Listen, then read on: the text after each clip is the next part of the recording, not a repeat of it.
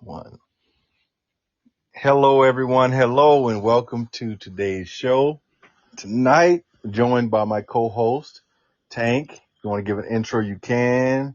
We also have our callers. Tonight we have Deborah and Janea, and they will be joining us.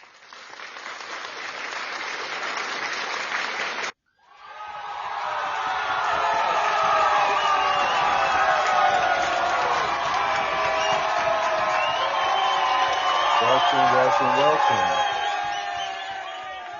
And tonight, we have a few great topics for discussions, and a few of our callers have sent in some great questions, some things that they would like us to address. And the floor is open to you ladies. Who would like to go first? I can. Okay. So tell me, what is the first question that you have for our male panel? The first question I have would be why do men have a hard time closing out cycles before moving forward to another relationship?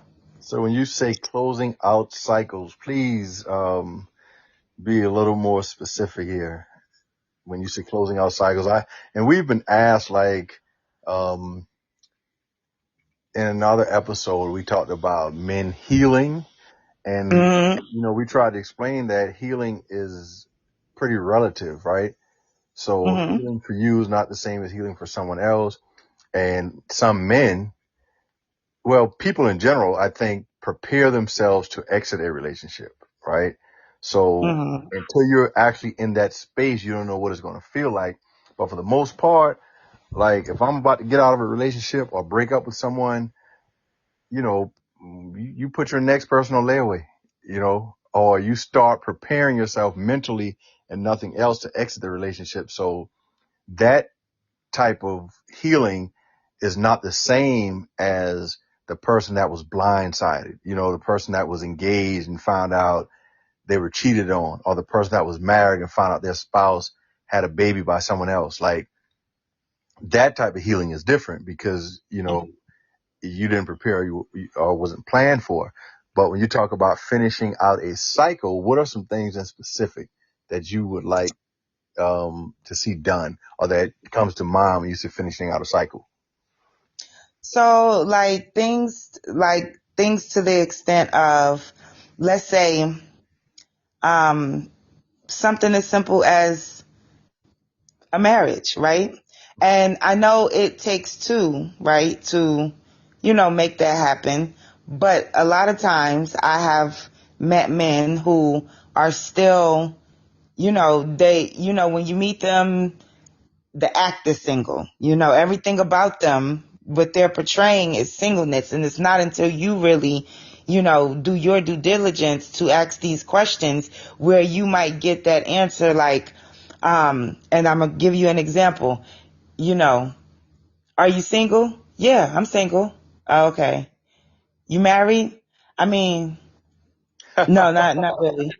You know what I'm saying? But what is it not really? Well, we ain't together or nothing, but I mean, on paper we still married, and that is one of the main things that I mean. Like, you're moving forward and you're trying to, meet women and create bonds and things, but you got a cycle back here that's not closed out.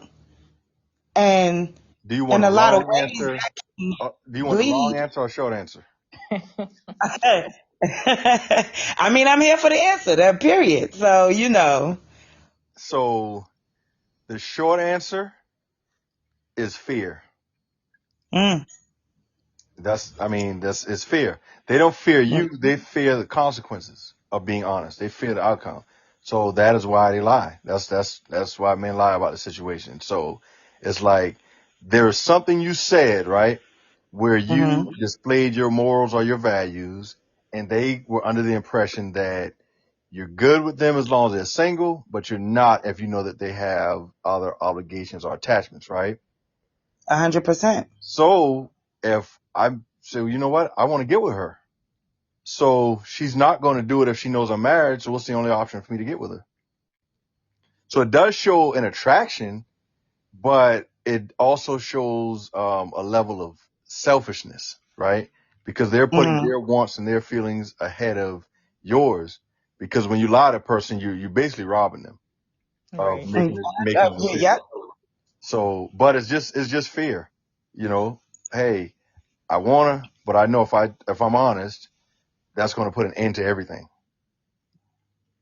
But technically, and I'm not gonna say technically. Here's the thing: every woman, you know, is different. Everybody's going to be different, and how one person might not be as emotionally mature as another person, right?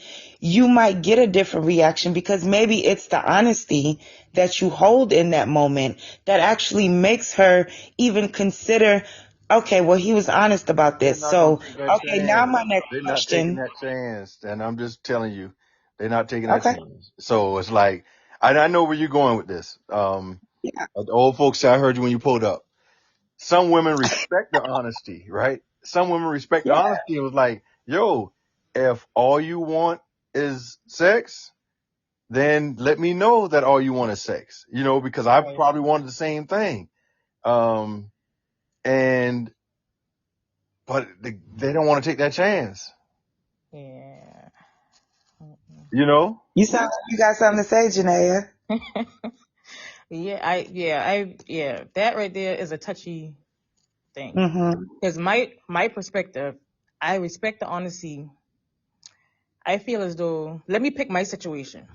If I want to Right. deal with you and you married, cool. If I don't, then I'm not. But give me the opportunity to voice my opinion. Don't pick that for me and put me in a predicament where somebody can roll up on me and be like, "Oh, you mess with my husband, girl. What are you talking about? Because he tell me he even married." 100%.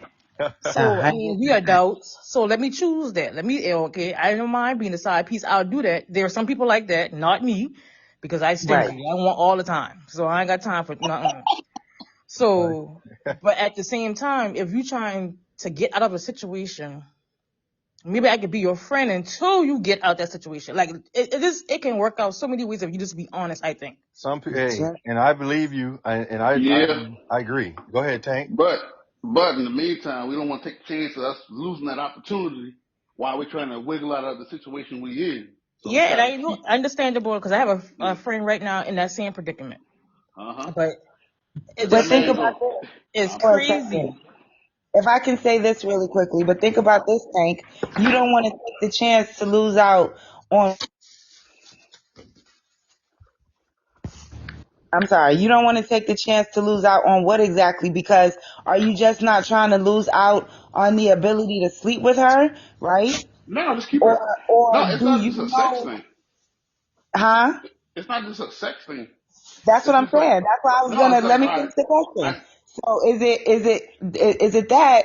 Because here's the thing: if she comes with so many more better qualities than just that sex thing, right? You're losing out on a lot more if by just not being upfront and honest. Then you like just taking that chance could get you so much further than not. Right. Because obviously you're looking for something that you're not getting at home. that's the Because you're point just though. even out here looking. You So know That's the that's what? what I'm point though. saying. Like, All right, let's address that, and I'm gonna tell you all some sad truth, right? And this is a huge misconception that men cheat because they're not doing this, they're not doing that. That's not true, right? 100% So, false. 100% false. A man could have a woman with Christmas lights and got darn strawberry cheesecake coming from between her legs, and he'll still cheat. Has nothing to do with the person that he's with. And I try to tell women this a lot, so don't even get discouraged or feel bad if a man cheats on you. It has nothing to do with you or what you're not doing sexually, right? Some people, cheaters cheat. That's one thing to always remember. When a person right. wants to cheat, they're going to cheat. But people go out for various reasons. You can go out and be madly in love with the person that you're with. They satisfy you. They please you like no other. But it's like for men, some men, for various reasons, they're curious. Right. Some, the temptation of it, the thrill, It's the real. it's the thrill. So you, it's basically the frontal lobe, right? Part of the human brain. In men, this starts to develop at age 35. In women, it develops at age 12. We had to study this, working in education to understand the difference in teaching boys and teaching girls. But we've been always told that girls mature faster than boys. That's what everybody hears. That's what they say, right? But it goes beyond that. It's much deeper. So if you have this frontal lobe controls impulse, right? And what we fear and the way we approach things. So in a nutshell, women approach a situation thinking they're going to get caught, right?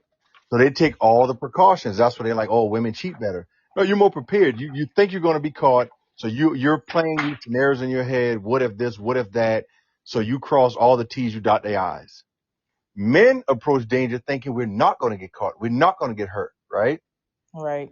And when it happens, that's why we jump out of cars and run from the police, right? And when you ask them, why you did that? Oh, I didn't want to go to jail. Well, if you didn't want to go to jail, you wouldn't have been driving with a suspended license. That's when you think about it beforehand. But we don't. Some of us don't, right? So we just assume Right. we're not going to get caught. And when we do get caught and the lights are on, oh, it's time to jump out and run. Same thing with cheating. It's like, yo, dude in the barbershop talking about this girl. Who's that? It could be a dude in the barbershop talking about a girl and what it was like, what was her sex like, what she did, right? Right. Now, that does not mean he does not love his wife. That has absolutely nothing to do with his wife. His wife didn't know about the barbershop scenario. His wife did nothing different. She cooked meals the same, bed made the same, make love to him the same. But he's curious. And depending on how much of a challenge it is, some men are going to do it just with the intent of finding out, experiencing that for themselves, and thinking, I will not get caught. And when you get caught, their first response is just to lie, and back to when we talk about meeting someone, and I'm talking about past life, right? When I got older and more mature, I realized the importance of being honest. Like, just say what you want or how you feel. And then, my focus got different. I didn't care about that. But as a teenager and early 20s, focus was doing whatever to get with whoever. Right. And that was all it was. I was not honest at times because I knew that, and I'm going to say this, something that I learned as I got older. Women lie a lot too, but for a different reason. Yeah, women lie a lot. I mean, but a completely different reason, because you all put your best foot forward, right? And you say be honest, but you also lie out of fear, because a lot of women, when you meet a guy, if you want to have sex with him, but you won't tell him that initially. You show him your best attributes, the best side of you, and it makes him think that, oh man, I can't just tell this girl I just want to sleep with her. And I want to sleep with her tonight, although we just met. So now it's like, this is what it's going to take. Let me find out the things that she likes. So while we're conversing with one another, oh, I heard her talk about her grandmother 3 times. I guess that's someone close to her. She talks about her kids all the time. Let me find out what her kids are into. They play sports. Oh, I used to coach. Let me pop up on a football game. You know what I'm saying? Let me catch her at her daughter's cheer competition. Let me start liking the things that she likes. That's what we're going to do with this one goal in mind. But just like the kid that sat next to you in class in 6th grade, over time, sitting next to each other and talking to each other every day, you build a relationship. You started to like each other. So although the intention may have been wrong, right? Right. When you spend time with anybody and start talking to them, you develop a relationship. So now he's liking me, I'm liking him, we having sex with each other.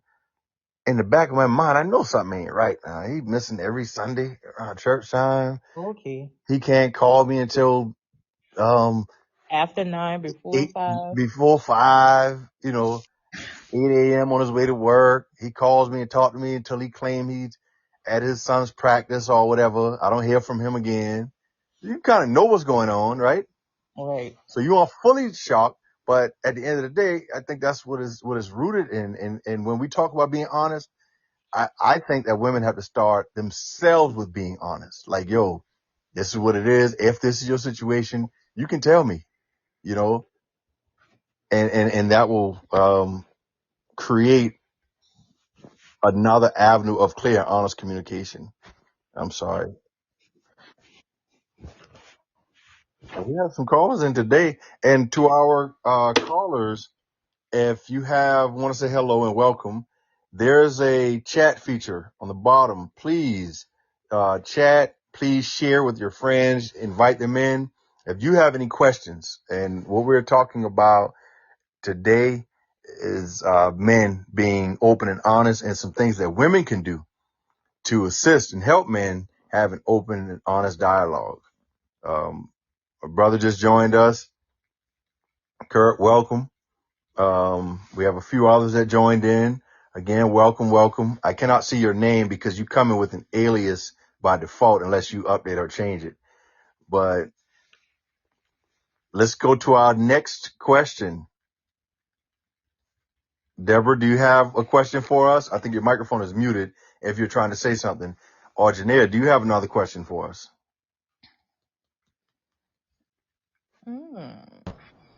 Well, I had asked the question, so I asked that first question, so Okay, so I'll you have give a the. follow-up for us? Do you have a follow-up question or another question?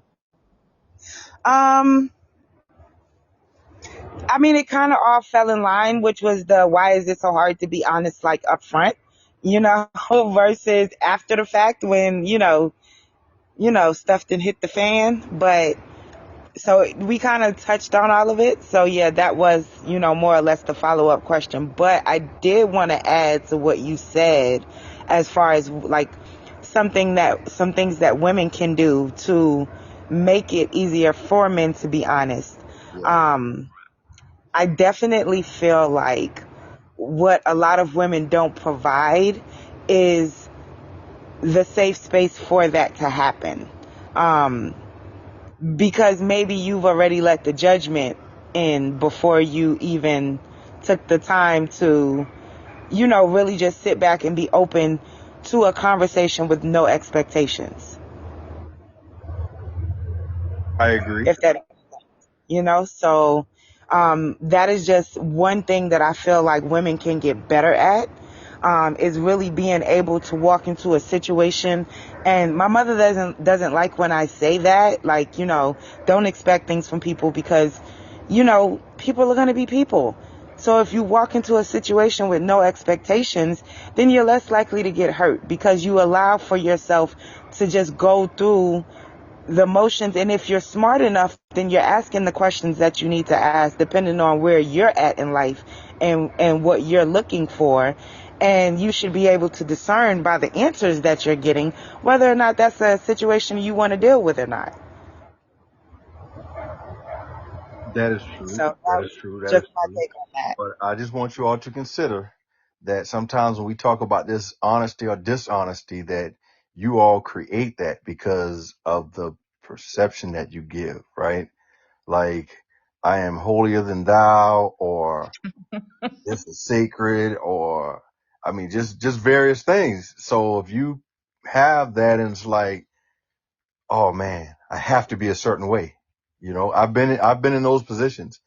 And I kind of gauge women. You feel them out and see what their expectations are and what they want. And you become a chameleon. It's like, okay, this is what she wants. She wants a bad boy. I'm going to be a bad boy. She wants a nerd. I'll be the nerd. She wants a family guy. I'm going to talk about family. That is what men do. It's like the job interview. Before you Got go it. to a job, you review that company's information, right? You look up the Right. Right. company's history. You see what their strengths are, weaknesses are. You look at others with that position and see what the job description is. Then you build your resume based on that job description. They want somebody Right. proficient in this, experiencing that. That goes on the resume. And it's the same thing when we're creating relationships, you know? That makes so much sense thinking back on my past relationship with my last baby daddy. That makes so much sense because it makes so much sense now. I can like because the stuff that he came from, Right. and then how he changed to adapt to what I'm used to or what he see me doing in the Right. beginning. And it makes you feel like this person is He compatible. love me. Right. He's sitting in the nail shop with me while I get my nails done. Like No, I mean, no, just I I don't want him to think that I'm saying he didn't love you now, but I'm just saying there's some things that we do. but I'm saying like he adapted to what I do so quickly. Right. So I was just blindsided when he switched up and start. I mean, like what Because you happened so thought that's quick? who he was and not what he was doing. Right. And there's a And that's, difference. so Right. that's the ask that gets presented up front, right? Hmm. But what I'm trying to, let's say where I'm trying to get to is like, how about because you're saying like we have to open that space, like we have to be honest, but what if like, you say like if you're portraying you're this good girl, right? So let me just give a little insight to the portraying of it. And this is just me, you know what I'm saying? I haven't had many relationships and I haven't been sexually active for the last couple of years. And so when I meet somebody, you know what I'm saying? It's not that I'm not willing to, right? Because at any given point in time, if I feel like it and if the vibe is good, then it could happen. But I'm not just out here slanging and danging every which way. You get what I'm saying? That's not what I'm doing. So when I tell you that's not what I'm doing, then that's not what I'm doing. And if Let me that's what cut you off right quick. I hate not to cut you off, but let me say something. What you just mentioned, now you made these guys think, well, golly, why is nobody able to hit that, right? Now, what do I need to do to crack this code? I can't tell her I just want to have sex because if she's been able to keep it tight for however long, a couple of years, obviously it takes more than somebody saying, hey, I want to hit it. So you've just intimidated a few guys. You've intimidated some people, or you scared a few of them away. So when we talk about things like that, a lot of times, not that it's right or wrong, you're creating that discourse. You're creating this persona, I should say, because it's based on what he thinks you are, right? Or who he thinks you are, or what he thinks about you. And there's a difference between the persona and the actual person, because he has to get to know the person. And getting back to Janelle, I think that sometimes we do like as men, until we've had the time to be alone, be to ourselves and get to know ourselves. I don't think he was faking. He was probably just trying something new and trying to like make it become a part of who he was, he was because speaking. because it becomes you. Like, we're molded by our life experiences, right? Right. So that was an experience. He tried it. Right. I'm with my girl. I'm sitting with her as she gets her nails done. I'm trying it. At least I give him, an A for effort. He tried it and realized that, man, I can love her without doing this. And you all have to be open and honest too about the things that are important to you. And you probably didn't even realize how special that was to you until he stopped doing it. You probably took it for granted, the fact that he did it. Yeah. So if you didn't share to No, I him, didn't take it for granted. but I didn't take it for granted if because you never before, shared prior with to, him how much right. that meant to you, how would he know how important it was? I did tell him, but You told him while he was doing it or when he stopped? I think probably when he stopped. Right. And Right. there's nothing wrong with that, because like I said, you probably didn't realize it. That happens. Like,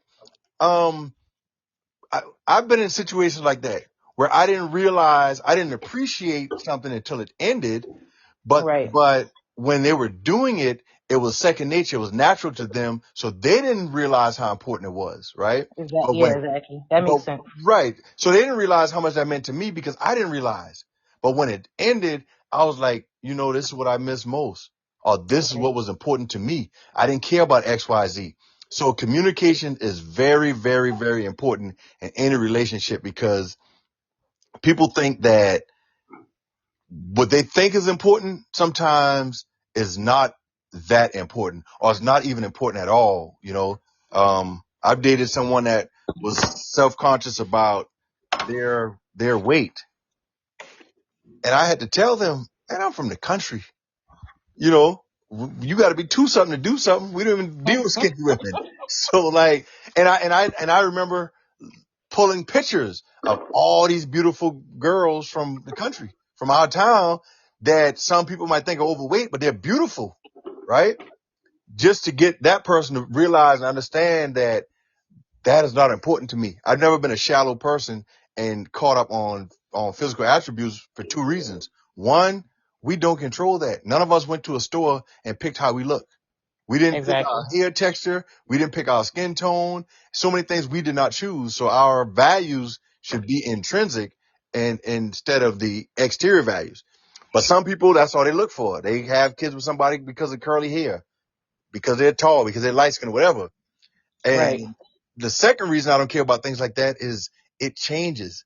Think about how many times you've seen your older family members on older pictures and you're like, dang, grandma was fine back in the days. Now Right. grandma don't even have teeth, but granddaddy's still at the house. Right. So it goes beyond that. So I've never, ever, ever been caught up on that. If a person I'm ended up dealing with happens to be attractive, they happen to be attractive, right? But that's not the goal. Like I try to meet people and know Right. who they are, and if it's someone that I like, hey, we can move forward. Right. Yeah. That makes sense. So I want to take a little pause and give an intro. I have my brother Curtis in here with us today. I don't know if he's able to talk, but I want you all to welcome Curtis in.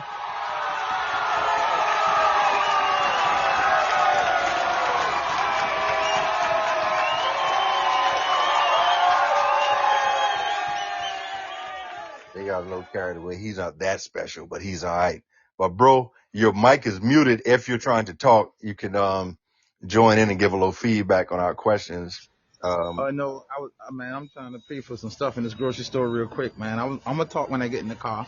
I'm just letting the young lady don't have their time. All Cause they right. probably gonna hate me when I finish. Well, in every show, you need a villain. You need a villain and you need a hero. I am the villain. So you're gonna be the villain today. You're the bad guy. I'm the villain. Okay. I'm the bad guy because I experienced it all. So as soon as I walk out of Publix, I will get back on. I know the mic was muted. Give me 1 second. Okay. And right. our callers that are joining us, we see you out there. Felicia, welcome, welcome, welcome. If you would like to chime in, just press one of the call-in numbers and you can join in. Or you can type your messages to us. And if we have any questions or anything that you all want discussed, please, please, please, let us know. Okay. I'm sorry. So now, Deborah, what is your next question? I didn't have any more questions at this point. So we answered everything for you, or any follow-up questions based on what we said?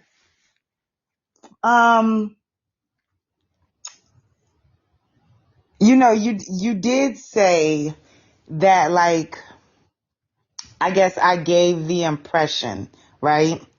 And so it actually, like, when you said that, it made me like think about it, like exactly how you explained it. You know what I'm saying? And how that could, like, me trying to be honest about something, right? Mm-hmm. Because technically that's what it is. Like, I'm not actively out here like looking for someone to be with or anything like that, just because of where I am right now, where my focus is and everything. But it doesn't mean I'm not going to get hollered at. So in those moments where I am coming in contact with men, and I'm always still open to get to know someone though. So when I think that I'm just being honest by letting them know, this is just where I've been, this is where I'm at right now, not thinking that it's making them think like I'm unattainable. You get what I'm saying? Right. Because in my mind, I don't feel like I'm unattainable or like I'm moving like I'm unattainable. And it's not that. I definitely know, I will say I'm not for everybody. I know that. And when I say that, I know who I am inside. I know, when I move with intention. So I'm not for everybody. That's just as simple as I can put it. You know what I'm saying? That's understandable.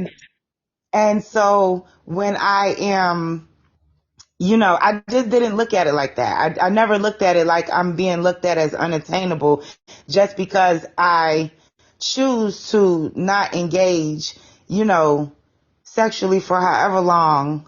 It's something I've done in my life a lot, which is, and it's not even something that's really like, oh, I'm just gonna not have sex and not give anybody anything. That thought doesn't even cross my mind. It's like, if I stop and I just stop and I'm focused on something, or Let me I'm ask you a moving question. through life and it's not my Let me ask you a question. What's the first priority. impression? So let's just say you meet a guy, right? Through Hmm. through chance. You're out somewhere, you're at and I know this is not your role at the company, but I'm just saying this because I had to attend a lot of conferences, right? So you're out with Right. one of your sales reps. You're at a conference. At the conference, you bump into a couple of educators, guy, seems he's pretty nice, you get to talking. He's like, well, hey, are you here for the entire weekend? Yeah. You mind, we grab a bite to eat, a group of us, you know what I'm saying? Creating a Hmm. safe space. Y'all are out eating. You happen to sit next to him. People kind of catch on that, y'all are vibing. Although we're here as a group, you two are like getting closer and talking one on one. And then he mentions to you that, um, right now he's just been chilling. He hadn't had sex in about 3 years. What are two things that run through your mind about this guy?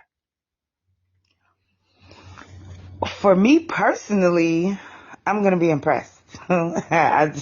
Just because I don't meet many other people, men or women, who are disciplined enough. You know what I'm saying? To not. So one of the first thoughts is I'm gonna be impressed at the fact that he can. You know what I'm saying? That he's disciplined enough too. Um, That nigga could have been in jail, man. Stop that. He could have, but if you would have let me finish, He's the because I was villain. just going to say, but then I am going to follow that up with a couple of questions to kind of figure out why is that the reason, or I why is mean, that the case. but listen, It's no different than it's done to me. okay, but this is the truth of the matter. Anybody can sell itself, right? You can fall out with a question, and the man could have gave you an answer because he already practiced doing this shit to too many women. So you're not gonna know the truth. No So profanity. no, I ain't gonna curse, but I'm saying the life of the matter is social media have us as black messed up so bad that we think that what these celebrities and other people that are the it in whatever city you in, what they say goes. Because I've had people tell me, how can you get out of a relationship and love somebody 6 months later? I mean, life is life. There's no menu on how you love somebody, how fast you can get to another relationship, or how can you trust somebody. So with females, they always say they want the truth, but then you give them the truth, then you become the villain. I mean, I just went through that like several times. I mean,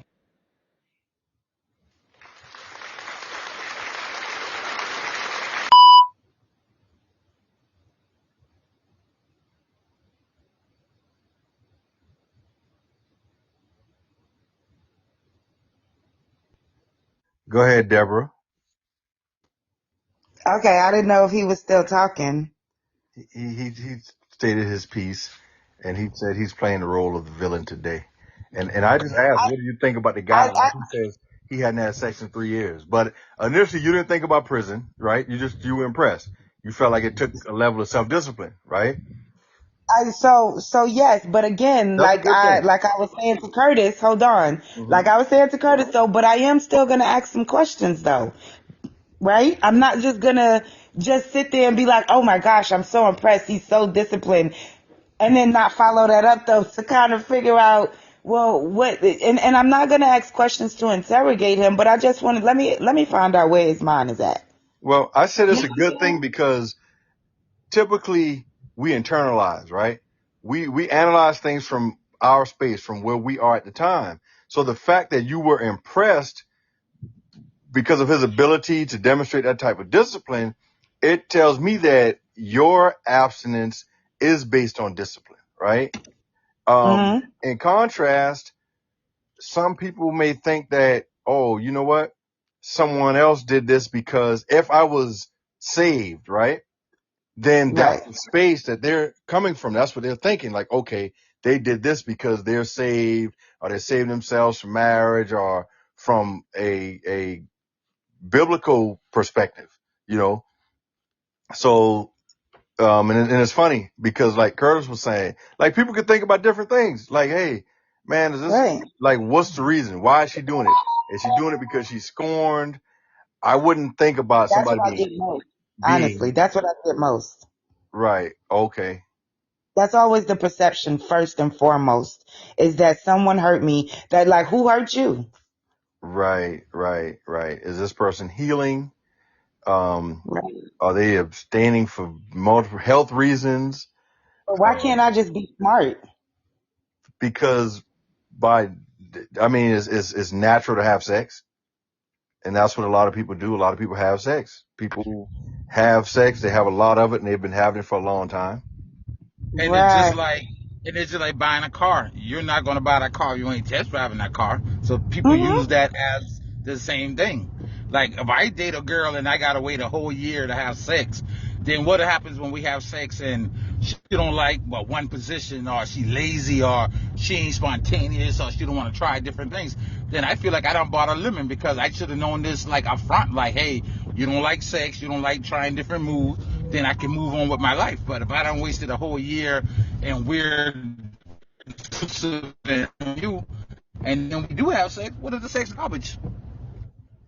Well, I'm gonna say You this: know? if you waiting a whole year, that's on you. Cause I wouldn't wait a year on myself. You know what I'm saying? I Like mean, not I know. not like that, but I wouldn't expect no man to wait a year to be able to. You know. I mean, trust and believe. There's some simps out there that be waiting. I mean, I know dudes who wait months on end to try to get the female, and then when they get the female, Well, since my brother's being the villain, Kurt, you having low, you're breaking up. I don't know if you're going through a bad area or not. So since he's being the villain, I will say this. I will say this.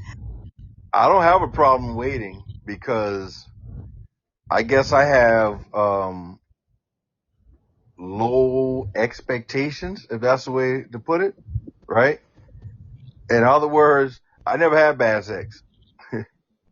So, Right.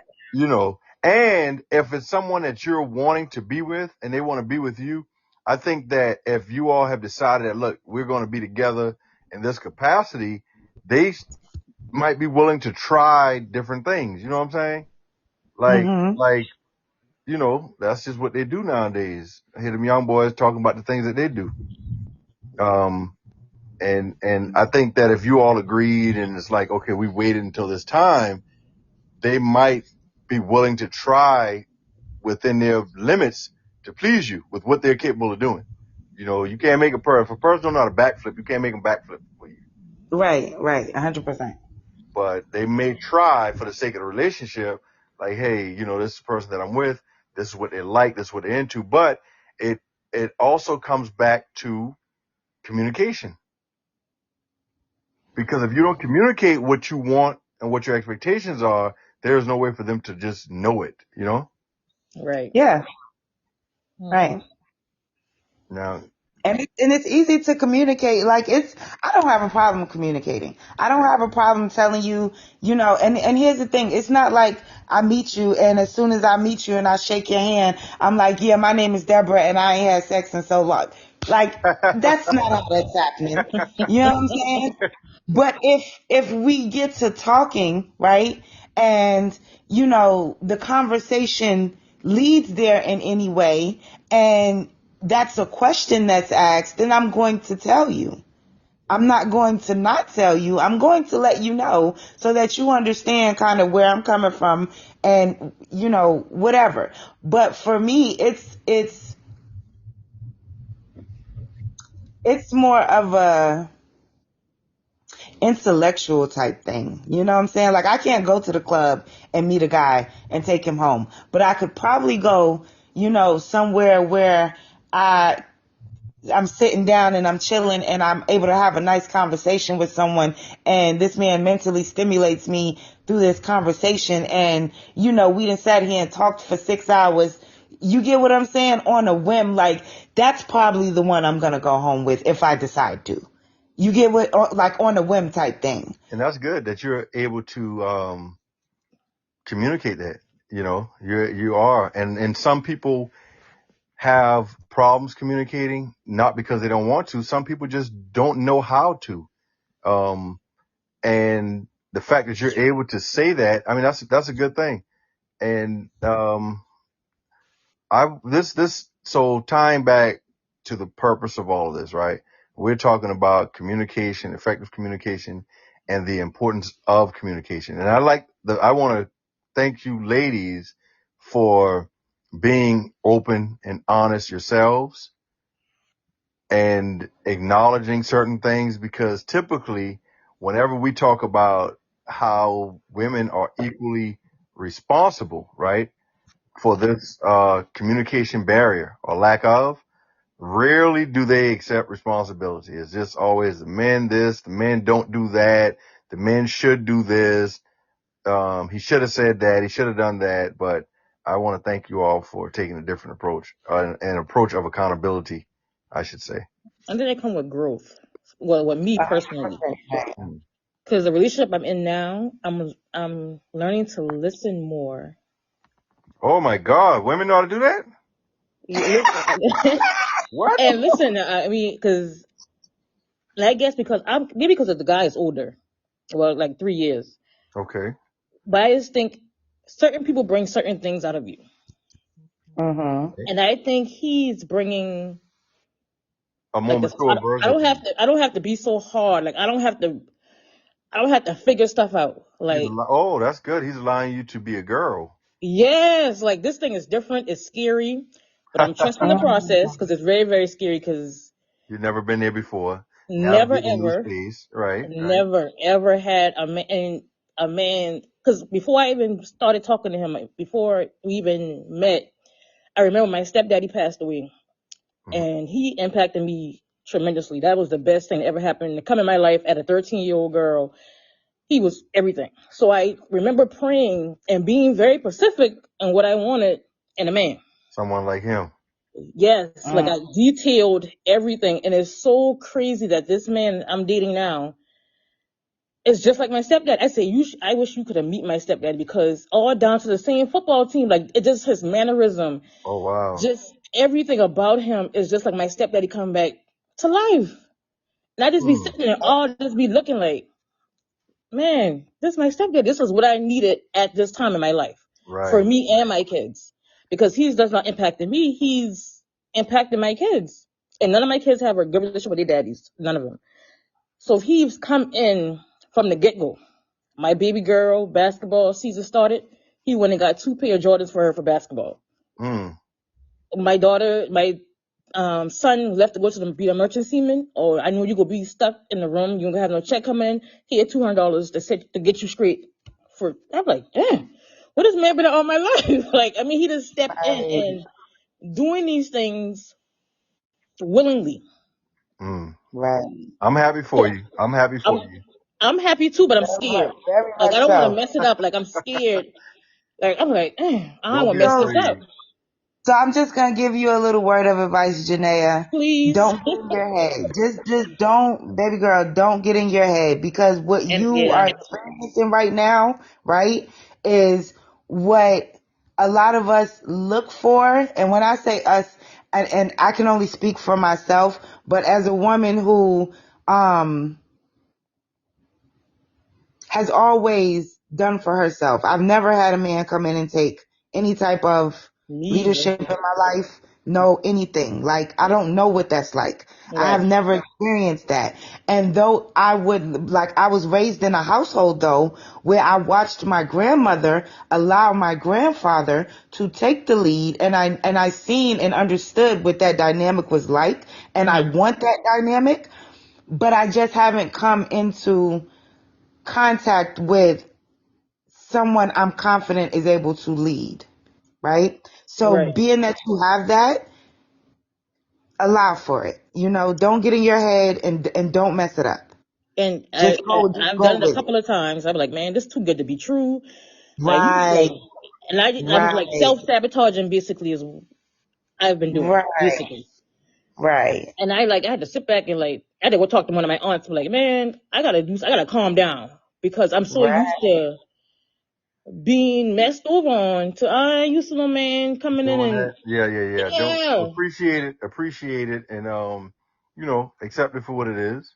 And I know it's true because every time he goes around people that he knows, they'll whisper to me, like older women, like, hey, you got a good one. Don't mess that up. That's a good one right there. I'm like, okay. And like you talked about experience, maybe he's experienced, maybe he's had some bad experiences that He did. that have So we're helped in promote him. both of us are, that's why we're taking it real slow. Cause people like, why y'all ain't moving together? Y'all been together a year. No, we ain't ready for that yet. No, he got his place, I got my place. We moving at our pace. So that's why leave everybody outside. Exactly. And that's the thing. Yeah. Leave everybody right outside where they are. Call up Felicia. If you're on your telephone, it will use your mic, but I think we can hear you now. You were muted earlier. Now you have a question for us, ma'am. Please share. Can you hear me now? We can. Are you on an Android? Hush, yes. So no, it's cool. We can hear you, but it's a little lower than everyone else.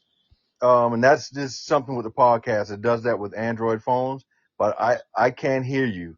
What is your question for the panel today? Question. It was just following up on the statement that was made was to get out of your head and don't self-sabotage.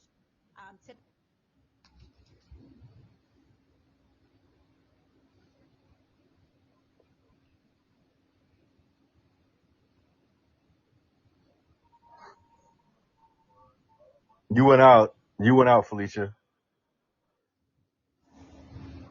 Can you all still hear her? No, I can't. Yeah, Felicia, your phone went out. And we have our host here. She's joining us. Tavana, would you like to speak? Hi, you guys. So I'm just jumping on really quick because I'm out of town working.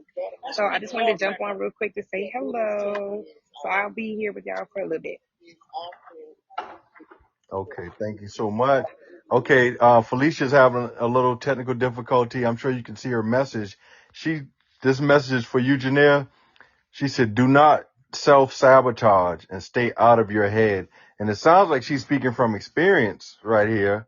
Felicia, you could probably try unmuting and see if we can hear you now. But if you're on a call, your microphone wouldn't work. Say something. Can you hear me? Yes, we can hear you. Hopefully it'll stay. So yes, I'm dealing with that now. Constantly having to tell myself he is not like the rest of them.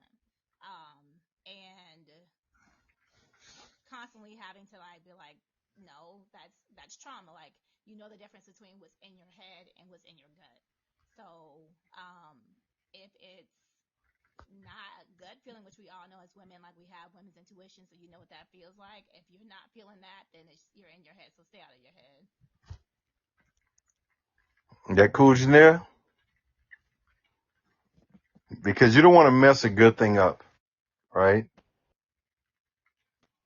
Sorry, I'm still at work, but yeah, No, do what you got to do at work. We thank you for being here, but don't let this podcast affect going. Oh no, I'm good. I'm vacuuming, so I didn't want the noise to Okay. affect the podcast.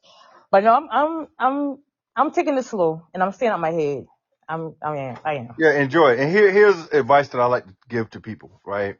A lot of times we are from past experiences like, oh no, I don't want to do this. I don't want to do this. So I recently shared with a friend, if you're in your head, right, Mm-hmm. you're putting this negativity in the atmosphere every single day, all day. So you're basically hurting yourself every day because you're not allowing yourself to live in that positive space that you deserve. So Right. instead of hurting yourself every day, be the fool.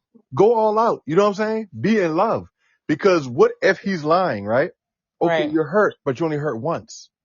You'll Right. hurt that one time when you find out, but you've allowed yourself to be in love and live positively for so long versus being paranoid and making yourself angry every day And being miserable and the being whole time. miserable. And when you're the one creating that misery and you've Right. created daily Right. misery for no reason. So even Exactly. if the person is lying, hey, just be hurt once. But I enjoyed it. I had fun. Hey, it wasn't what it was. I enjoyed the ride while it was good. I lived, I learned, and hey, let's move forward. Don't hold on because people are dynamic, people are unique, and people don't deserve to be punished for the actions of others. Exactly. Understandable. Yeah, so we encourage that. I'm gonna still talk trash to you about, you going AWOL, but we're gonna discuss that. We're gonna discuss that later. I'm giving a little yeah, we're gonna discuss that. Let you slide right now, Well, I but appreciate nobody else's, but I appreciate you letting You'll us do know. great, Janaya. You'll do great. You won't mess this up. You'll do Thank great. you. Thank you. You're yes, welcome. and this little side story. Janaea is like a little cousin / little sister to me, right? Her first cousin, my best friend, my best man. I've known her whole life, Mm-hmm. and I lost my mother a couple of years ago. My mother was murdered. And out of all of the people that I interacted with and the people that I help and talk to, she is the only person that constantly checked on me. And when I talk about the things that are important, that meant so much to me because no one else did it. And it's like the times that I would be sad, and we talked about, men being emotionally available, right? And if it's a myth that men are emotionally unavailable. And I always use logic and reasoning. And I'm like, I don't share my problems unless you can help me. Right. Like, why am I telling you what I'm going through if you can't help me solve it? So it's just for you to have something else to gossip about. And every best friend has another best friend. So what I tell you in confidence is going to go to somebody and they're going to tell it to somebody and then it comes back. Right. So, but when I was dealing with, when I lost my mother, because I'm a mama's boy. I don't care about my size. I'm really a mama's boy. As a grown man, I would go to my mama's house. I can call her, and I call her mommy my whole life. That's my mommy. And I would call my mommy and tell her I'm coming. Well, baby, what do you want to eat? And my mom would make the best fried cabbage, cornbread, whatever I wanted. I would lay on the bed with her. She would pop pimples on my face, clean the wax out of my ears. That was me as a grown man. So when I lost her, it devastated me. And the things that I missed about her most was just being able to call her and ask simple questions. Mommy, how are we related to such and such? Right. Who's this? When was that? So there were times where I would be driving and just get sad because I miss my mom. And, it affected a lot, affected me, affected my marriage, everything because of what I was going through. Nobody understood. And it seemed weird, but I would be driving home and I'd book a hotel, and just go in the room and cry because I was never allowed to do that. And I didn't want to do it around my kids. Right. So I would literally check into a hotel, get myself in the bed, out all the lights, close the blinds, and just cry thinking about my mother. And I swear every time I did that, Janelle reached out to me. And I said, Aw. Lord, God got to be sending her to me. Now you about to make me cry. And that's why I always told you it meant so much to me. I wish there was a way I could repay her because you didn't know the timing of what you were doing. And I knew it was bigger than you, It was because we never really had no conversation was passing Before, through. right. Right. And Other it's than something us that was being on. around like with Dale and Connie and stuff like Yeah. that. So And when something you, just came over my spirit one day and said, you need to check on Korshawn. well, And I I don't thank know what you. it was. And something that said, you need to check on Korshawn. I can show you the messages that you sent me, and I'll show you my Marriott reservations to show you the timing of when I was in these spaces and you checked on me. But That's crazy. tying it back to why we gonna pick on her is because now that she got this new boo, now that she has this new boo, I don't hear from her anymore. But I'm gonna let her No. slide because you're in love. But let him know, even if he has to come in, tell him you got somebody that y'all need to be checking on. And Oh my God. And this yeah, past weekend we was in Augusta too, and I should have hit you up. yes, please, you should have. Okay. So I I don't want did. to, go too far off on a tangent. I Right. wanted to let you know that. And Oh, I know. Oh. so we're All right. open again. We're open again. So we have any questions that you all have for your panel. You can get a male's perspective today. Some open and honest dialogue. And I'm open to any questions, callers. You can talk if you would like, or you can type your questions into us. I have a question for you, Koshan, Yes, because this is ma'am. something that can y'all hear me? Oh, you loud and clear. What you do? You got another Oh, iPhone? great, Right. You fixed great. it. What did you do? So my question for you is, you just stated that you would go to a hotel and cry. Yes. And in dating, I found that I probably had like one guy who actually had no problems with crying. Two. But outside of that, no one else cried. So my question for you is, going forward, Oh, I'm a G. are I you don't more cry like that. open? Huh? No, I'm teasing. I said I'm a G, but no, I've never I didn't cry, right? But in the past, I didn't cry because I never had a reason to cry. Like my tolerance Okay. was high, and I'm very transparent. So growing up, I went through a lot, right? And I think the experiences would have been traumatic to others, but the timing, I didn't process what was going on. Like my parents' divorce started going through the process when I was 3. So that was basically all I knew. But it affected my older siblings differently because they were born into marriage, right? All right. I kind of like found myself born into chaos. So when I look in the photo albums, my older sister and brother, they have the Carowinds trips, the Disney World, the family pictures, they dressed alike, all that mushy crap. I said mushy being funny, but it was good for them. So the divorce traumatized them because they didn't know it. And it also put a strain on my brother and I's relationship because subconsciously he associated me with the divorce. They're 5 and 6 years older than I am. So his whole childhood was lovely, right? And then this little big head baby show up and now our parents are separating. So in his mind, it was because of me. So that put a strain, and then growing up in divorce, that's all I knew. So it was natural, right? So when my mom moved away and went to Boston, she took me. So seeing my daddy on the weekends or Christmas break or whatnot, that was natural. And then when I moved back, my dad, went through a phase where he, battled substance abuse for 8 years. So 8 years, I dealt with that, right? So by the time I became an adult, life had already, I guess, beaten all the tears out of me. And it did affect me. So people would be like, okay, that's trauma because I quit going to church. My dad battled his substance abuse for 8 years. So I spent about 6 of those years praying, right?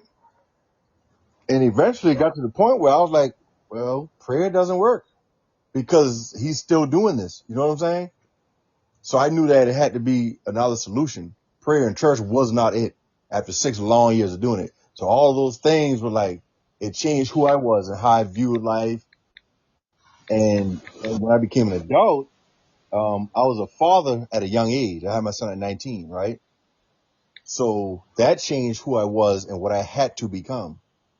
And it was like, there was never a situation that warranted tears. Like I can literally count the times I've cried as an adult and it all dealt with death. my first cousin committed suicide. I cried at his funeral. My grandmother died in 99. I cried in 99, and I cried again in 2014. So like 15 years had passed. And then when my mother died in 2021. So it's not like I didn't want to. I just felt like I didn't have a reason to, or those things didn't have that effect on me. So Felicia, when you ask that, this comes back to, I have a follow-up for you, right?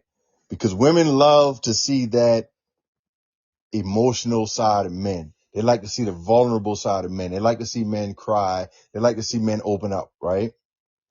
And my question to you is, how does that benefit the man himself? Well, I wasn't done with my question with you Go either. ahead. I'm sorry. So before you ask me your question, my question to you is, why did you separate yourself from your sons versus allowing them to see that emotion? Not out of them seeing me cry. I just didn't want them to be like confused or for them to be hurt, because I was so shocked that the effect that my mom's death had on my younger sons, on all of my boys. My sons were really, really close to my mom. Even for my oldest, my oldest two boys were really broken. They cried a lot. And my baby boys, for them to process that, they were only 7 and 9 years old and really cried and had a lot of questions that they were asking me. So I didn't want to take them back to that space, not for them to like forget their grandmother's death, but not have to relive it, with me. Can I say something really quickly? Yes. So in that, and I get where Felicia's coming from, right? Because here's the thing. I understand where you're coming from also, where you don't want to take them there, but also them being able to see you be emotional about something like your mom passing, right? Can help them to understand that it is okay to cry. It is okay to be Well, they emotional know it's, about they know it's okay because they were allowed to cry at her funeral. I just don't want them right, worrying about daddy. A 9-year-old doesn't have to be worried. They don't need that burden to worry about dad, because I just needed to get that out, right? And move right, on, because it's like not about them seeing me cry, because if I'm going to burden them and let them know everything that's going on, it's not like I'm going to bring my bills home to my 9-year-old.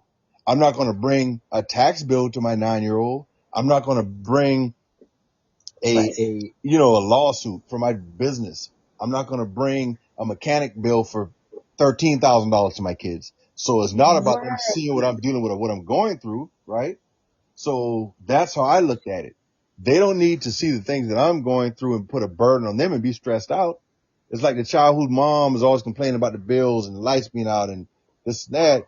And now you got this young boy thinking at 12 years old, he needs to go out and sell drugs to help mama right. when he doesn't have And to. I sorry, go ahead. No, go ahead. I'm done. And I get that, right? But you don't, there's a difference between bringing them, like burdening your children with your problems and showing them that you are also human and you also have emotions and you also are able to show them those emotions so that they know that it's okay to show those emotions. And I only say that because I myself, coming from a mother who didn't show those emotions, you know what I'm saying? Like, I had to work to figure out how to be emotional because I didn't see what an emotional woman was like. You get what I'm saying? She didn't show us that. So that hurt me in a way where early on in life, when I'm trying to forge these relationships, subconsciously I'm hard in a way that I don't even realize I'm being hard because I just wasn't shown how to be soft. I wasn't shown how to, be Well, okay with showing that emotion and being open enough to tell somebody, yeah, I'm sad. all right. Let's say Yeah, I this. hurt. As a And I parent, don't have to wait a burden minute. Let though. me pause. I saw you saying something, Felicia. Go ahead, Felicia. No, go ahead. Go ahead. As a parent, we have to prioritize, right? I don't know your mom. I don't know your upbringing. I don't know the situation. So, but when I say prioritize, mom is like, you know what? We're growing up, and I can tell by your accent, you told me you're from New York. And mom's thinking, we're growing up in New York. My daughter will have to learn to navigate certain spaces without me. If it's just catching the transit, being on the bus, like I have to teach her how to navigate these spaces without me. So do I teach my daughter how to cry in public, or do I teach my daughter how to keep a straight face and survive and make it through the day? So it's not about being a good or bad parent. It's about prioritizing what soft or hard skills are required for survival in the spaces that you're in. And I agree with what you're saying about wishing you had that capacity instilled in you. And I too feel this, well, not as far as my parents, because I felt like they really, really, really equipped me. The more I'm around people, I'm thankful for my parents, because even at my dad's downside, the discourse was through Socratic dialogue, and he always engaged through questioning and making you think, and like he was filled with wisdom, right? So I thank him for that. But with my son, I prioritized, right, on what he needed. What does he need to survive? How does he make it at this school? You know, my son was kind of undersized, right? So instead of counseling, I spent money on martial arts training. Instead of certain objects to buy, I bought a weight bench because I felt these are things he needed to be able to navigate, just to be in his neighborhood, to get off the school bus and walk home, right?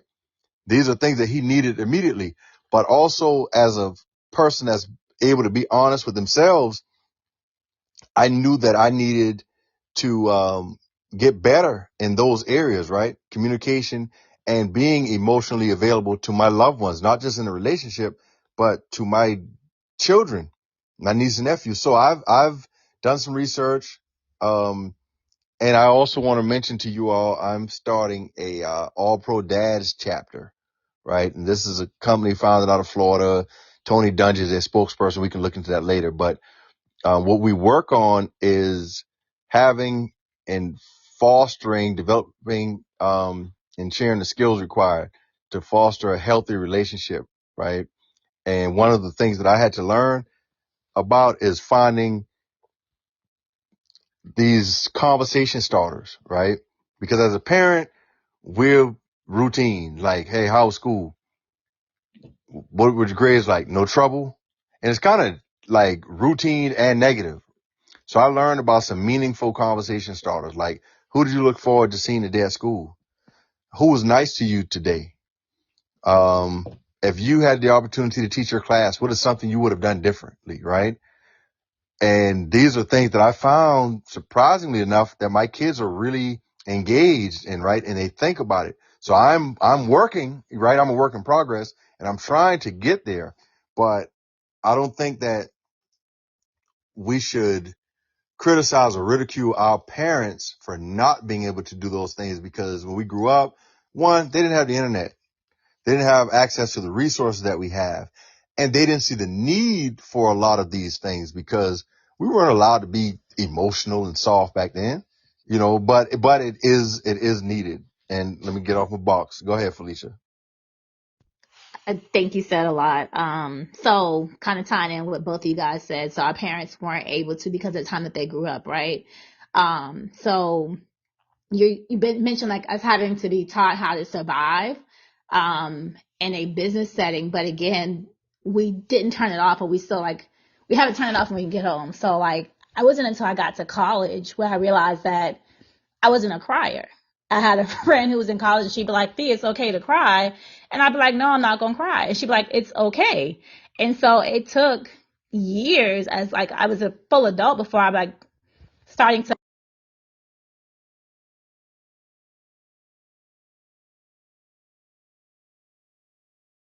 You went out again, Fee.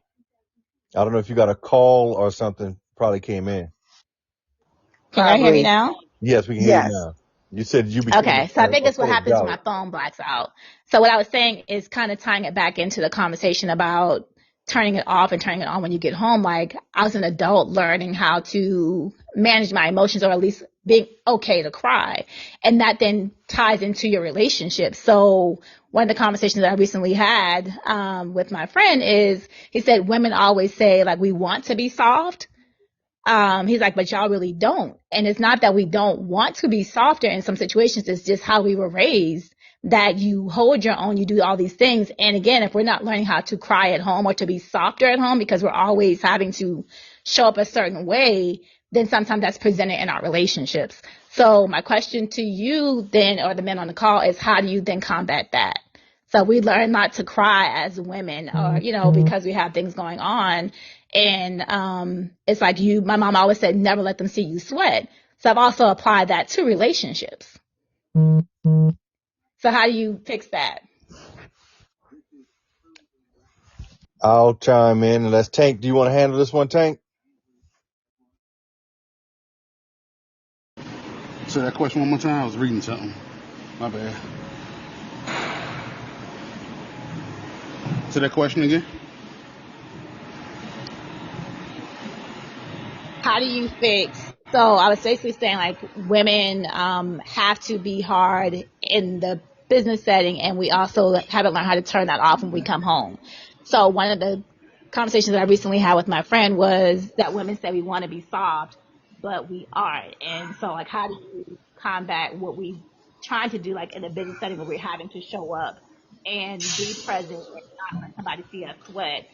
And how do you like putting that off when we come home? So I know like in a previous conversation, someone mentioned that they're able to be softer in their current relationship. But like I from would a say, male perspective, like, go ahead. I would say, just like men, like when you get off, get home, you take some time to yourself and decompress. Like get everything from the work. If you can leave work at work, when you get home, just take 30 minutes, an hour, however long you need. Just decompress, get it all out. This like my sister. She pulls up in her parking lot in her driveway, and she'll sit in her car for an hour, 2 hours before she even goes in the house, just to relax and just for the weight of the day. Like me myself, I get home. Anybody who knows me knows when I get home, I'm getting in the door, get comfortable. I don't even want to talk to anybody on the phone or anything. Sometimes I just want to sit on the porch, sit on the couch, sit on the toilet, just relax. You got to take some time for yourself and just breathe. So I want to chime in really quickly because and I get what you're saying, Felicia, right? But that hardness sometimes that's instilled in us is not just for a business. It's not just for the corporate world. It's not just for when we're in business. Sometimes it's for in just our personal lives of, navigating and dealing with different types of entities or men or whatever that we come into contact with. So sometimes it's not all about just getting home from work and turning off, that business sense. Sometimes it's about being able to have that partner that can, in essence, help you and be patient with you to allow you to show up in a more feminine energy. You get what I'm saying? Versus the masculine, because that's what it really is, the masculine energy that women are taught to show up in. Let me chime in right quick with the short answer because I miss. Let me make sure I'm hearing this correctly. I thought she wanted to know like because she's stating not that she wants to change that, but because that's how it is and having to have that stone face working in corporate America because she's a boss. How do we cope with that as men? That's what I thought she was asking. Am I correct, Fee? Okay, maybe it It's is. kind of twofold. It is twofold. Yeah. All right. So I'm So asking that what you're side saying and also addressing what I was asking as address. well. Okay. So the first part, like as men, as your partner, how I would address that, I'm gonna like Beyonce said, double tap when you walk by. Like, let you know when you walk in the house, 2 taps on the booty and a smile. Like, look, you're not at work anymore. You know what I'm saying? You have to have your, language between you two and understand that. And like when I met my wife, she was a manager at a corporate, 500 company, right?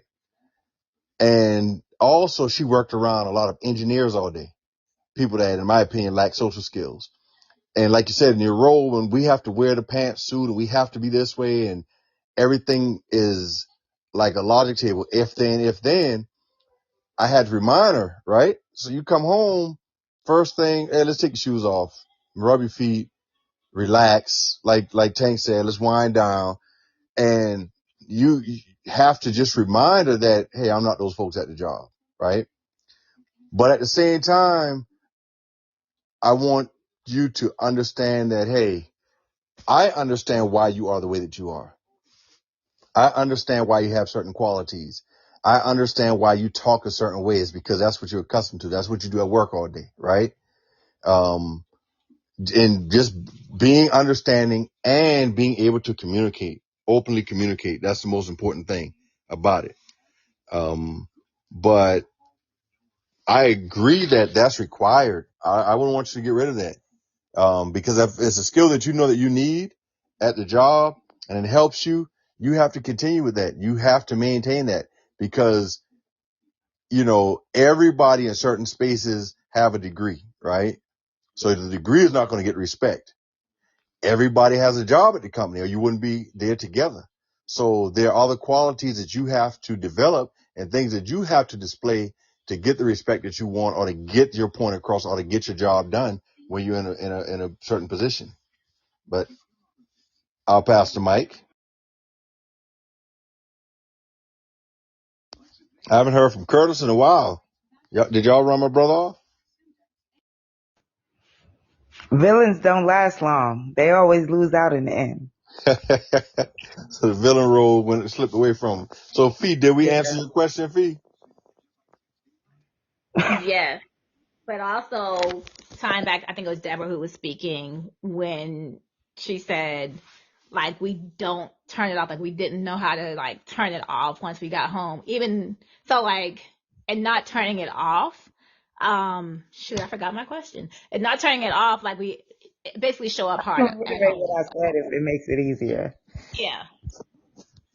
So basically what I was saying, just so that you could just get that premises and you can ask your question again, it was like, you know, when it doesn't just come to the corporate world and when it comes to like, you know, just really being raised as a masculine female period and not really knowing how to, not really having the space, right? So when you don't have the space to step out of that masculine role, sometimes you do take that into your relationships. So like as a man, how can you then help a woman to combat that, to help put her in that feminine energy that really she needs to be in for you guys' relationship to work the way it needs to work? Well, that's only if that masculine energy is a problem. Like I said, some men, if they're confident with who they are and within themselves, they don't take an issue with that masculine energy, right? As long as it doesn't turn into disrespect. You see what I'm saying? Yes, very much so. So you can maintain the energy that you feel you have to navigate your space throughout the day and being at work and being around these different people in different areas, but still just allow me to be a man, you know? But if that guy does have an issue with it, I think that he should communicate that to say, hey, baby, when you come home, listen, and you can create your own rules and consequences. Say, hey, baby, let's work on just 3 things that can salvage this relationship. You know, 1, you don't have to cuss at me. You know, if that's what you do during the day, just please don't do that with me. Can we just work on that? Right? Let's work on that. And you tell me a requirement. You give a suggestion. What are some things that you want from me in return? Right? Second thing, maybe your attire makes you act that way, right? So the first thing you need to do when you come in, can we get out that pantsuit? Can we get the heels off? Go ahead and put the shorts and ragged t-shirt on. Let's do that. Get you comfortable, because that may change the mindset that you're in. You see what I'm saying? It's like people act a certain way when they're in uniform. You get them out of uniform, and I'm just brainstorming, and we could Right. come up with something else to say, hey, can we just try this? The first thing that we're going to do is we sit down at the table. Let's enjoy a glass of tea together, or let me fix you some lemonade, help you relax. Or here, I'm going to sit on the sofa and watch the news while you put your feet on my lap. Let me rub your feet while you tell me about your day. Go ahead and vent, because I know there's some things that took place at work that you couldn't speak on or you didn't want to speak on. So let me be that space for you to vent, right? While you transition from boss chick to wifey mode, and just try different things. And it may work. What I said could work for me and not for somebody else, or it could work for somebody else, but at least try and explore some things that could work for you. But once you have those rituals and routines established, you stick with it. And if you're willing to stick with it, that shows the things that you're willing to do and the sacrifices that you're willing to make that relationship work.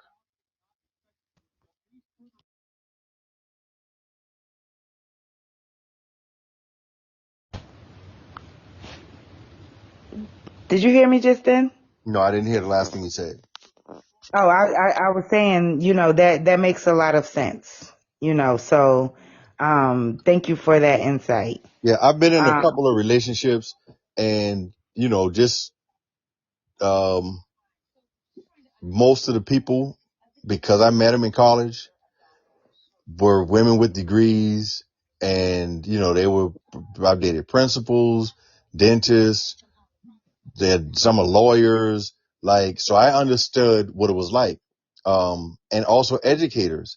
I also had to work on transitioning, right? From work me to home me. I worked in education. Of course, you know that. And with working in education and coaching for years and all throughout the day, I've been over explaining, right? Because that's what kids need. And that's what teachers do.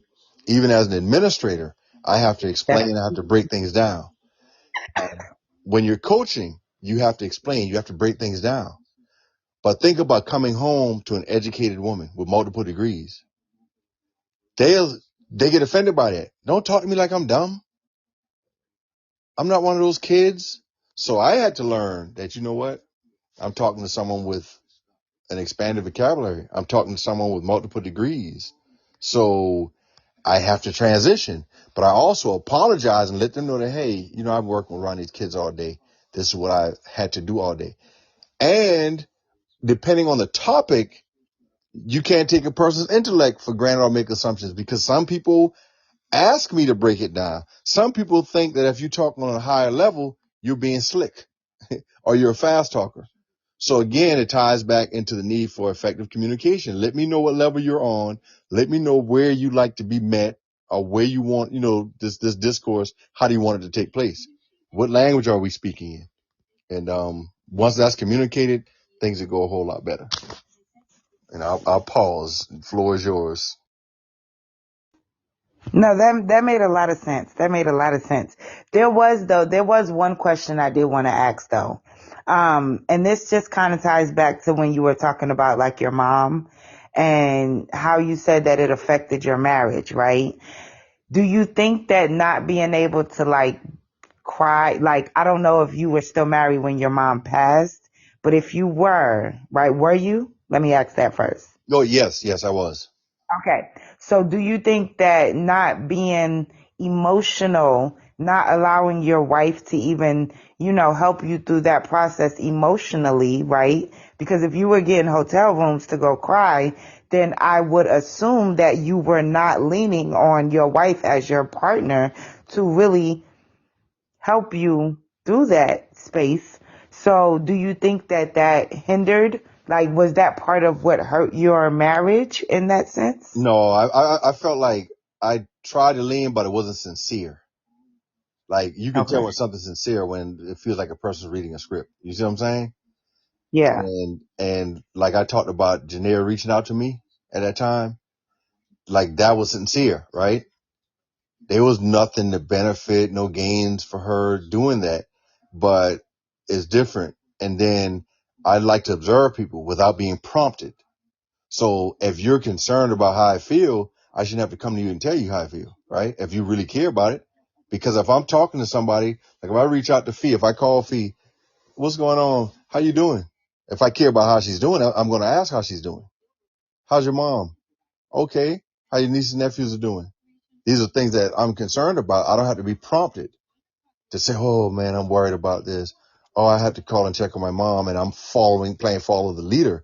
When you're playing follow the leader, that's tying back into what Janaea talked about with this guy that she thought loved the things that she loved. But he went along, you know what I'm saying? So a lot of times you can communication is important. It is very important.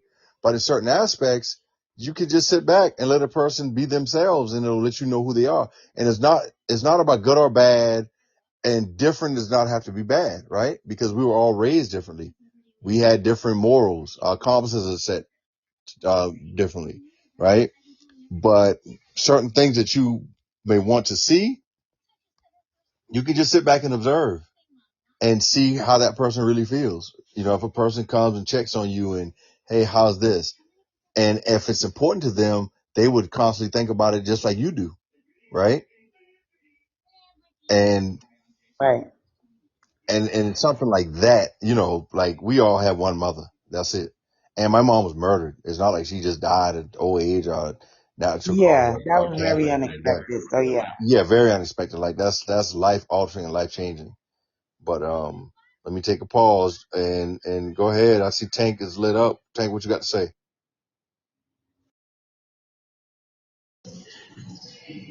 No, you sound lit up. What happened?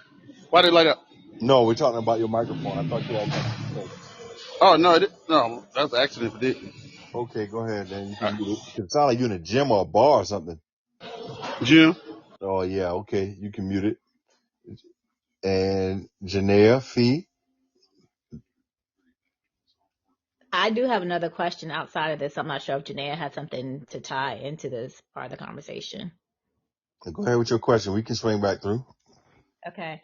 So earlier you mentioned that prayer in church you realized that wasn't working, or that wasn't it, is what you said. And so my question is, what is the disconnect that men or black men are having with the church? Because if you go to, oh shoot. Yeah. So all right. There are a couple of things, right?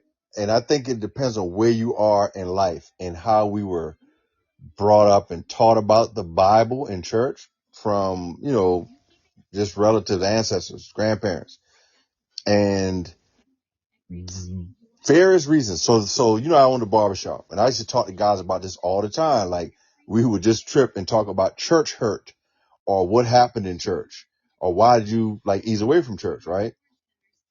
And these guys shared multiple things.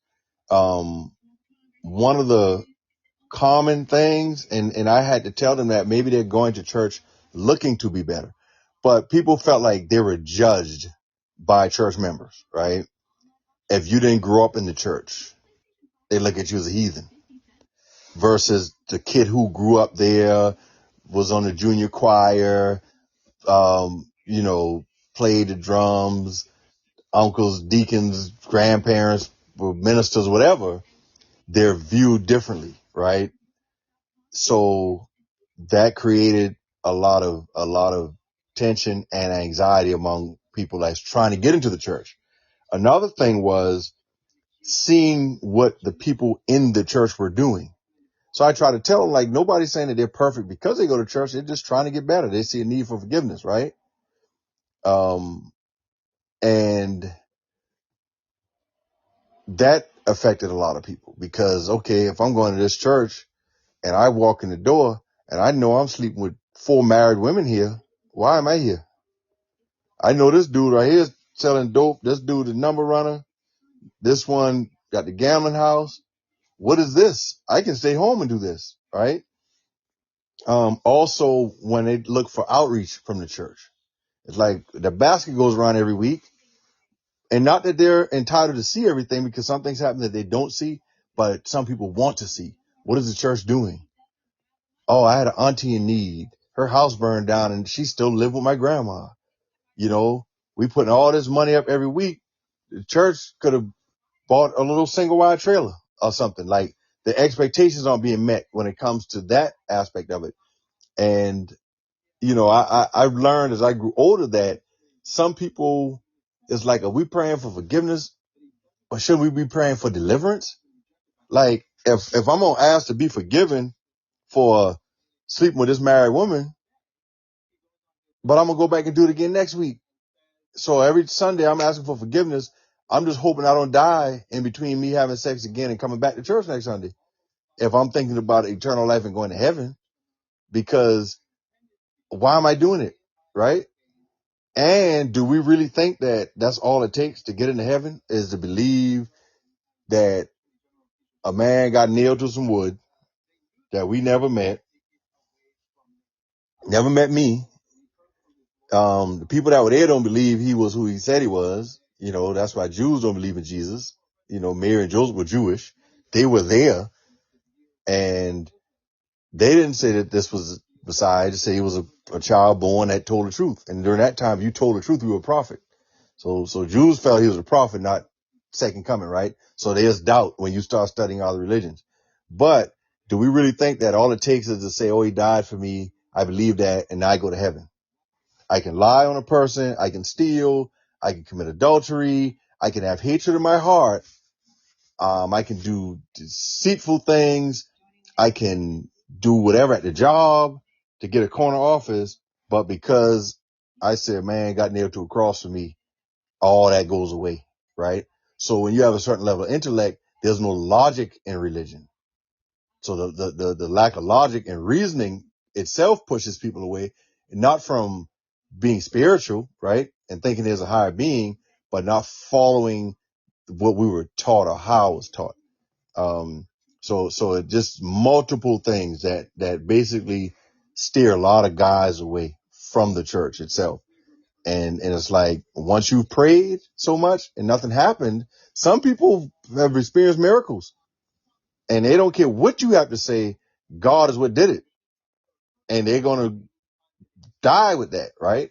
But you have a lot of people that have had bad experiences, and they prayed and they paid their tithes and they went to church faithfully and they did everything, and they came home and their wife still cheated, or they still got laid off because of whatever happened. So, you know, it's like, okay, that is not the answer. And they kind of get pushed away. And then you have to find the right church. You know, you need something with a good youth program for people with kids. You need something with the outreach program that's going to help you in areas that you need help in, you know.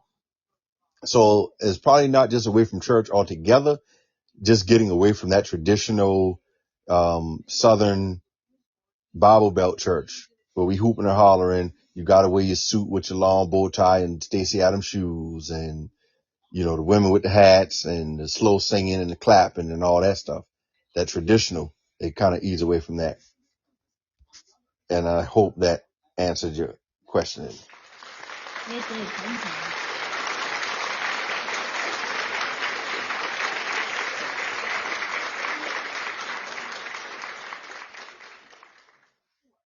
Okay. I heard you were following up, Felicia. Go ahead.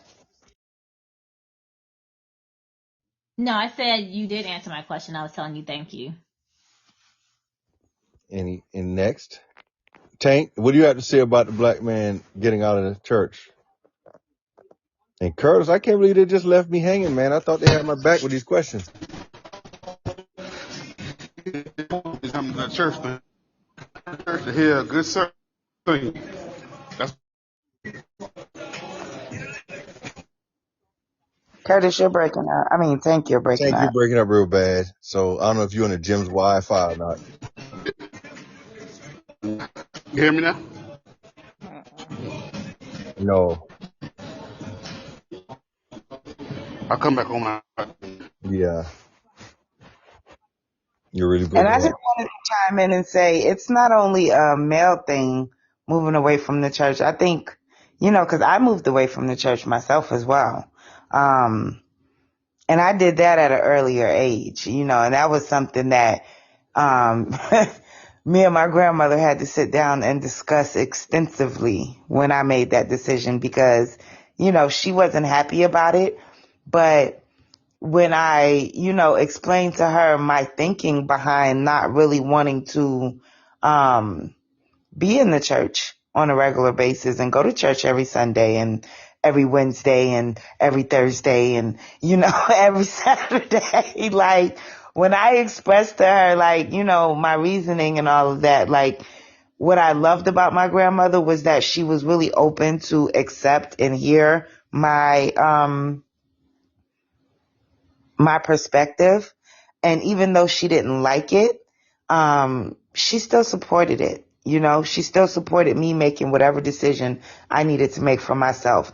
And the judgment was like big. But for me personally, it was really like the way that, you're indoctrinated to believe, you can't do this, you can't do this, you can't say this, you can't be this way, but I'm watching, like I literally, my grandmother she ran this, gambling house in Bricktown. And the pastor would be in that gambling house every day. And not to mention again, I was telling Karshawn how I grew up in a house in a family full of men. My uncles would talk about how they seen the pastor, in some unsavory situations and places and, things like that. And I'm seeing members of the church though, my grandmother's friends, the things as that adults think that they're shielding children from, which they really aren't, which we're able to see and we're able to understand. Those are the things, being able to see those same people who are passing judgment on everyone else do some of these same things is why I moved and why I chose to like separate myself. So I don't think it's just like, I think it's a male and a woman thing when it comes to, church and religion. Religion is more or less what I moved away from. Church, I feel like I hold church with God every morning before my feet hit the floor. But religion is what I separated myself from.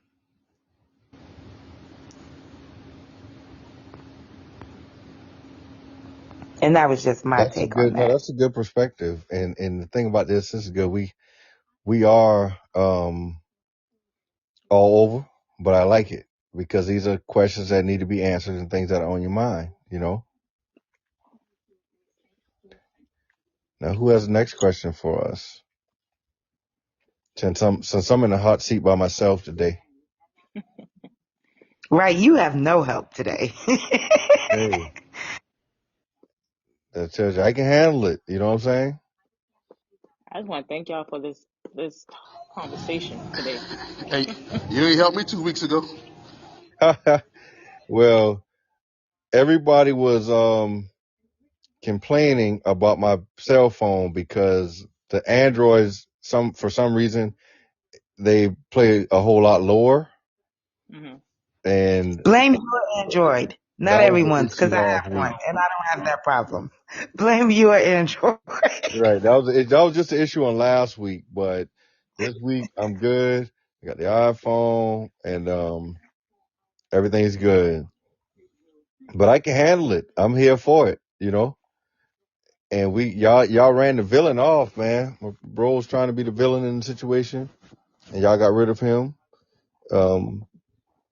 And Fee, I don't know if you were here earlier when we talked about, men communicating and being honest. That was the beginning of this, and we talked about open communication with men being open and honest, and I told them the importance of women being honest.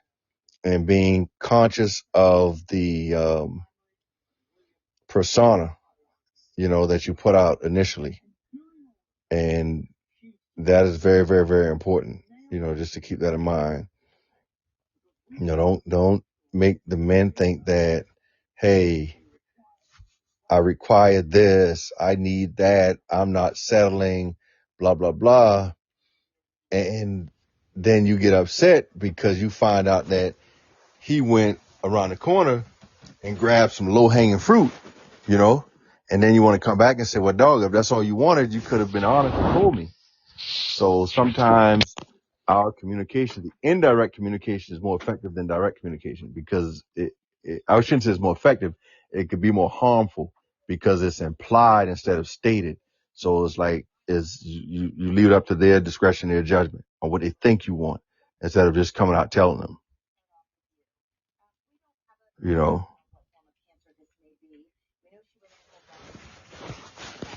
Now, want to thought a little bit, and I was like, Steve Harvey said, but I'm not gonna do that. no, please do. No, I just remember, and I think someone had touched on it briefly when I was coming on. And I get the whole honesty thing and being transparent and have, effective communication.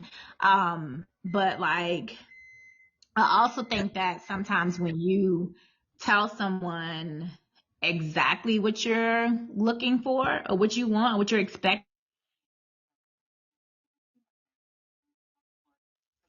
Hello, phone keeps going in and out for some reason. Every time she gets good into her statement. Yeah. I think she's getting some phone calls. She's getting a lot of phone calls. She's about to say some bullshit. I'm back. My phone blacked out. Sorry. Right. Oh, so when your screensaver comes up, it kills the voice. It cuts it off. Okay. So I got to pay attention. I'm not sure what y'all heard me saying, but I dated someone who I basically first date. I was very clear on here's what I want, because he was a couple of years older than me. So, and I also had heard, something about him. So I'm like, let me be clear about what I want. And so mine was, I want to have children. I want to get married. I want to do these things. And so I was like, and I was, told that that's not something that you want. Mm-hmm. And the statement that was given back to me was that I didn't want it with that person that I was dating prior to for these reasons. Well, then you fast forward, 7, 8, 9 months later, and we are having a conversation before work about him not wanting to have children. And so again, for me, at least in that situation, like, am I being upfront and honest about what I wanted? He played the game. And, later on, once we stopped talking, I said, if all you want to do is have sex, you should have just told me that. Or if you really know you really didn't want to have kids, but you still wanted to hang out, you should have told me that, versus I want to do all these things and now time has been wasted and all these other things. But would you have been with him? Say it again? Would you have been with him had he told you that? At the time that I was in my life, probably. I probably would have hung out for a hot second, but I wouldn't have invested the time, bringing you around my family and meeting your family and all the other things. So, as a recap, we talked about people lie out of fear, right? And I'm giving you the honest answers, your big cousins. They lie out of fear, and fear of what the truth will bring, fear of that outcome. So if you're an intelligent young lady, very attractive young lady, and in a guy's mind, it's like she can be with anybody, right? And we internalize. You may have thought he was an attractive person, but you don't know what he's been through or how he views himself. That's what we talk about, the self-esteem. So he could be thinking you know what? This girl could be with anybody she wants to be with. She could be anywhere she wants to be, but she chose to be here with me. I don't want to mess this up. So if she's talking about a future and she's talking about, she loves her nieces and nephews, and I know she'll be a good mother, and talking about having kids, if I want to be with you, I'm going to talk about having kids with you. I'm going to meet your family. I'm going to be that perfect gentleman to be with you, because I'm not losing anything. It's not hurting me in any way. I'm gaining everything. So I have everything to gain and nothing to lose. at that time, you know. Now, once I realized later that, hey, I don't want kids, we'll cross that bridge when we get there. But right now, I'm not letting her hands go. We're going to walk through this trail together until we get to the bridge. And it's unfortunate, you know, but again, you enjoyed the time. I know you were mad at the end. You were mad once, but you didn't beat yourself up and you weren't, you know, creating misery daily. And then sometimes events happen that could change a person's life. Like I said for years, I would never get married, ever, ever, ever, ever, ever. But I ended up doing it, you know, so that guy could change his mind one day. Right. And we all have the capacity to change our minds on different things. But again, that's when it comes back to communication, because, you know, when you get into a relationship with someone, y'all might just, like, let's say you do start out with someone and y'all agree, like, yeah, we just gonna just chill however we chill. You know what I'm saying? Nothing too serious, nothing, you know, how friends with benefits, whatever, however. But then let's say one of you starts to catch feelings, right? In order to not make this an uncomfortable situation, and it's probably going to be a little uncomfortable for the person who's catching feelings, but if you're secure in yourself, secure enough, right, then you should be able to sit down and have that conversation with that person and say, hey, I understand and I know, like, this is where we said we were going to start this, but in us chilling and vibing and whatever, like, I'm starting to catch feelings. So I need to kind of know where you stand so that if we not on the same page, then I know, even if it's not something that, you want to happen, you might not want this to end, right? But if we're going to be real with ourselves and we're going to be honest with ourselves, if I'm starting to catch feelings and you're still not in that space, then, you know what I'm saying? Let me go. And I should also be able to make the decision that I need to remove myself from this, because clearly if I continue to let it go in the way that it's going, if he's not on the same page, then this is going to end badly one way or the other. So the communication is always going to be the key. I agree completely. But again, it ties into the fear of what the truth will bring. So that's what it boils down to. You got to let go of that fear. Because that fear is the fear is what one holds us back, but it's also what allows us to hurt another person and almost not really hold yourself accountable in a sense. Like I can't, like, yeah, I might not want to let this go, right? But if I know I'm not where you at, the mature thing to do, fear or no fear, is to really let you go on and be. Cause I don't want to be I don't want to be the person that hurts you because I can't give you what you need. But I feel like that comes with emotional intelligence more than just fear. Why do kids lie about the age to get in the club? Cause we want to get in the club. And what's going to happen if we tell the truth? We ain't gonna get in the club. I mean, well, Exactly. So I mean, I came everything you from an era said where we didn't even makes have to sense, lie. right? We were still able to get in the So club. tell me this. Telling the truth only benefits who? The club owner, not the person lying to get in, right? Right. So we're never going to agree when it comes to that, because you want the truth and you deserve the truth. Just like the club owner, they want the truth. They deserve the truth, because if that kid comes in and gets some alcohol, they could lose their license. That child goes out to have an accident, they could get sued, right? They could lose their business. So they want the truth and they deserve the truth. But do you think that kid going to tell the truth? Right. So, but then that takes it still back to, right? So, and you think that this is man the is going to point be though. honest? You think the man going? Accountability. But do you think But that man? Some will. I would do it because for multiple. Well, one reason why I would is I don't live in fear, right? Right. So that's just like, hey, it is what it is. Another reason Right. is there's so many women out there. Yeah, you might be attractive, you might look good today, nice body, smile, pretty teeth, blah blah blah. but I believe in fate. If it didn't happen, it wasn't supposed to happen. Right. Now, but I'm unique in that, right? So that's what it is. And I hate to, man, I told you all this time goes by really, really fast. We've spent 2 hours. So I'm going to start winding down, y'all. We're down to our final minute. If anyone has some final things they want to say, please get it off your chest right now. I really, really enjoyed you all. I want to thank you for being here. You're always welcome to return. And please, the one rule is tell a friend. So I want you all to share. And we're here on Fridays at 5. This is our drive at 5 to help you beat the traffic. You got to get some groceries on the way home, pick the kids up from practice. You can tune in on the live show. Or if you're traveling out of town on the weekends,